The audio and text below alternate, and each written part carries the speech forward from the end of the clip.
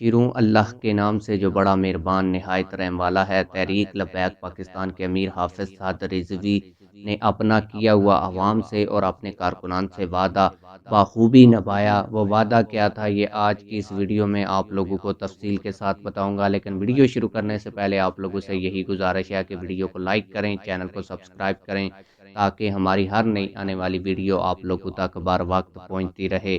وہ حافظ سعد رضوی جس کی جماعت کو کہا گیا کہ یہ اسٹیبلشمنٹ کی جماعت ہے، جب اسٹیبلشمنٹ کہتی ہے تب یہ جو ہے وہ روڈوں کے اوپر نکل آتی ہے۔ وہ حافظ سعد رضوی جس کے بارے میں کہا گیا کہ یہ چابی والا کھلونا ہے، جب اس کو چابی لگائی جاتی ہے تو یہ روڈوں کے اوپر آ جاتا ہے۔ وہ حافظ سعد رضوی جس کے بارے میں مانگڑ جیسے لوگوں نے کہا کہ یہ خود تو باہر ہوتا ہے، اپنے کارکنان کو روڈوں کے اوپر لا کر جیلوں میں بھیج دیتا ہے اور خود عیاشی کی زندگی گزارتا ہے۔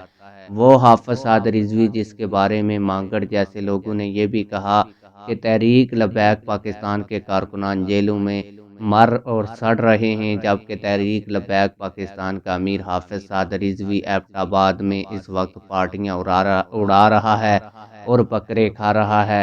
اس حافظ سعد رضوی نے اپنے کارکنان سے کیا ہوا وعدہ نبھایا اور ایسا وعدہ نبھایا جسے رہتی دنیا تک یاد رکھا جائے گا۔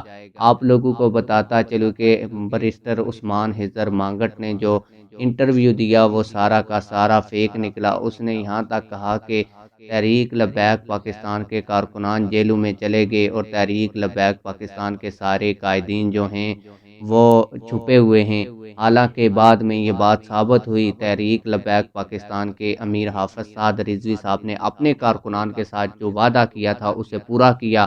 سب سے پہلے جو ہے وہ لانگ مارچ سے حافظ سعد رضوی کو اٹھایا گیا، اسے جیل میں ڈالا گیا، اسے حبس بھیجا میں رکھا گیا۔ اسی سعد رضوی کو جبری گمشدہ کر کے قید میں رکھا گیا، ابھی تک اس کو عدالت میں پیش نہیں کیا گیا۔ حافظ سعد رضوی نے جس دن مسجد رحمت للعالمین کو لانگ مارچ سے 2 دن پہلے حکومت نے حملہ کیا، اس دن یہ اعلان کیا تھا کہ لانگ مارچ ہوگا اور ہو کر رہے گا، اور لانگ مارچ میں جو تحریک لبیک پاکستان کے قائدین ہیں وہ فرنٹ پر ہوں گے۔ اگر گولی آئے گی تو پہلے جو ہے وہ قائدین کو لگے گی، بعد میں کارکنان کو لگے گی۔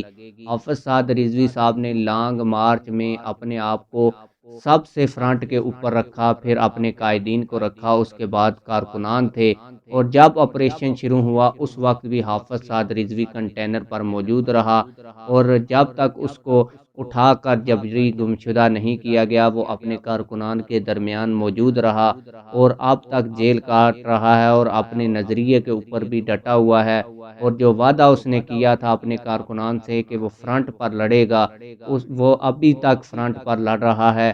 اس کے گھر والوں کو بھی اٹھا لیا گیا، اس کے بھائی کو بھی اٹھا لیا گیا، اس کی پوری جماعت کو اٹھا لیا گیا، اور ابھی تک اس کو جھکایا نہیں جا سکا۔ آپ لوگ اس حوالے سے کیا کہتے ہیں؟ کمنٹ سیکشن میں ہمیں اپنی رائے سے ضرور آگاہ کیجیے گا۔ ملتے ہیں کسی اور ویڈیو میں۔ اللہ حافظ۔